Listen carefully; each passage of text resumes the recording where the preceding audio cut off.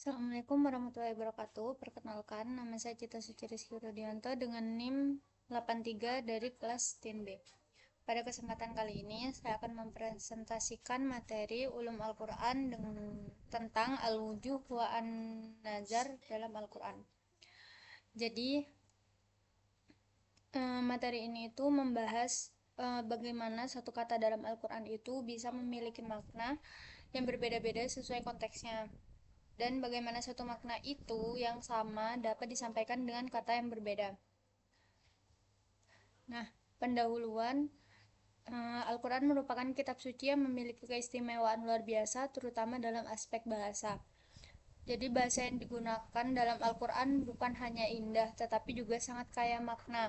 Seringkali kita menemukan satu kata yang muncul di beberapa ayat, tetapi memiliki arti yang berbeda sesuai konteks ayat tersebut. Sebaliknya, ada juga satu makna yang sama yang disampaikan dengan berbagai kata yang berbeda. Karena itulah, memahami Al-Quran itu tidak cukup hanya melihat arti kata selain harfiah atau berdasarkan terjemahannya saja. Jadi, kita perlu memahami konteks dan maksud ayatnya secara lebih mendalam. Nah, latar belakang munculnya kajian Al-Wujuh wan An-Nazar ini adalah adanya tantangan dalam memahami Al-Quran. Banyak orang yang memahami ayat hanya berdasarkan terjemahan saja, sehingga terkadang terjadi kesalahpenafsiran. Padahal, dalam bahasa Arab Al-Quran, satu kata dapat memiliki lebih dari satu makna. Jadi, untuk membantu memahami hal tersebut, para ulama mengembangkan ilmu Al-Wujuh wa An-Nazar ini. Ilmu ini itu berfungsi sebagai alat untuk mengetahui makna suatu kata sesuai konteks ayatnya, sehingga pemahaman terhadap Al-Quran menjadi lebih cepat. Nah, selanjutnya, Al-Wujuh wan An-Nazar merupakan salah satu cabang ilmu dalam ulum Al-Quran yang membahas hubungan antara lafaz atau kata dengan maknanya.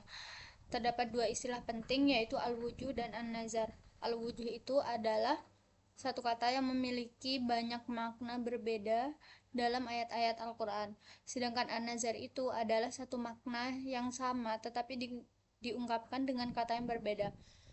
Dengan memahami kedua konsep ini tuh, kita dapat mengetahui maksud ayat secara lebih akurat dan tidak mudah salah dan menafsirkan. Selanjutnya, konsep Al-Wujuh.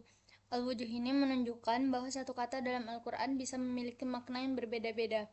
Makna tersebut ditentukan oleh konteks ayat, siapa yang dibicarakan, serta tujuan penyampaiannya. Contohnya adalah kata sholat. Ketika mendengar kata sholat, kita biasanya langsung memikirkan ibadah yang dilakukan 5 waktu sehari. Namun dalam Al-Quran, kata sholat tidak selalu bermakna ibadah tersebut. Kadang kata sholat bermakna doa, rahmat, atau pujian, tergantung pada siapa yang melakukan sholat itu. Inilah yang menunjukkan pentingnya memahami konteks dan menafsirkan Al-Quran. Selanjutnya, analisis ayat tentang Al-Wujuh. Pada slide ini terdapat ayat dari surah Al-Ahzab ayat 56 yang berbunyi, Innallaha wa malaikatahu yusholluna 'alan nabi ya ayyuhalladzina amanu shollu 'alaihi wasallimu taslima.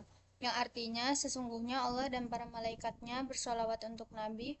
Wahai orang-orang yang beriman, bersolawatlah kamu untuk Nabi dan ucapkanlah salam dengan penuh penghormatan kepadanya. Ayat ini menjadi contoh yang sangat jelas tentang konsep al-wujuh. Kata yang digunakan sama, yaitu sholat atau salawat, tetapi maknanya berbeda. Ketika Allah bersalawat kepada Nabi, maknanya adalah memberikan rahmat dan kemuliaan.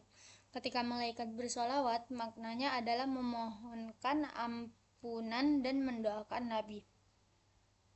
Sedangkan ketika manusia bersolawat, maknanya adalah berdoa dan memohon keberkahan untuk Nabi Muhammad SAW. Nah, dari sini kita dapat melihat bahwa satu kata dapat memiliki beberapa makna yang berbeda sesuai konteksnya. Selanjutnya, ada contoh lain al-wujuh. Selain kata sholat, masih banyak kata lain dalam Al-Quran yang termasuk al-wujuh. Contohnya adalah kata umat, yaitu kelompok manusia. Kata umat bisa berarti kelompok manusia, bisa berarti jangka waktu tertentu, dan bisa juga berarti seorang pemimpin yang memimpin dalam kebaikan. Kemudian ada kata kitab.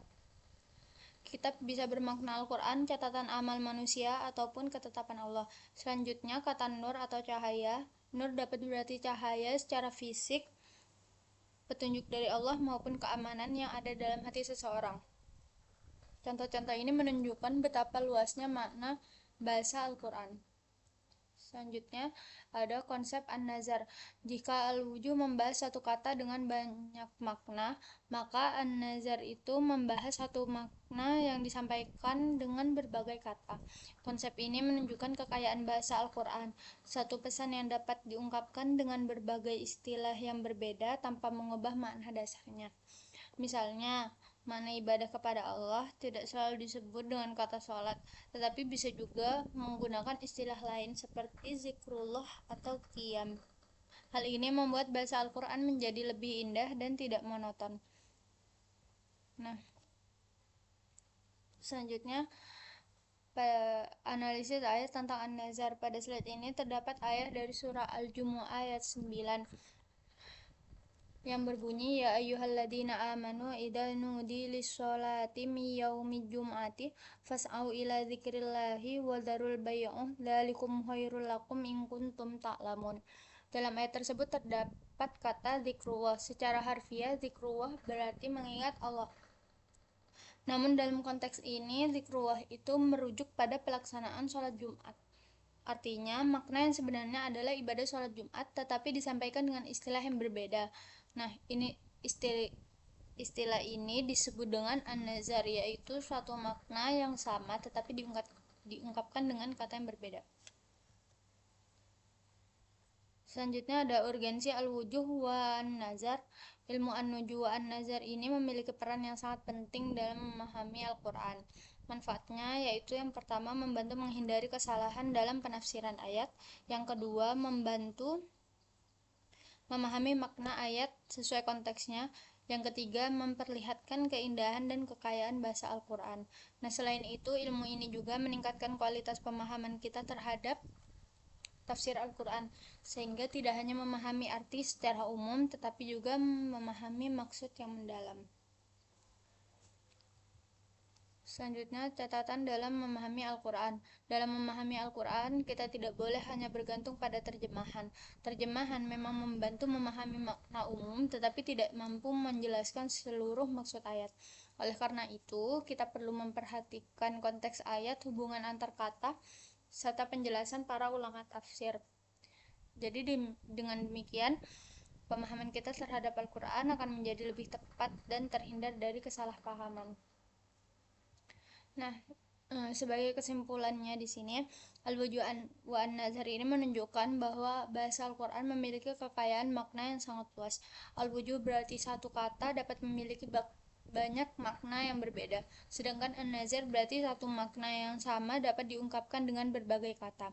Karena itu, memahami Al-Quran memerlukan perhatian terhadap konteks ayat, bukan hanya arti kata secara harfiah. Dengan mempelajari al-wujuh wa an-nazar ini, kita dapat memahami Al-Quran dengan lebih tepat, lebih hati-hati, dan lebih mendalam. Sekian penjelasan dari saya, kurang lebihnya mohon maaf. Wassalamualaikum warahmatullahi wabarakatuh.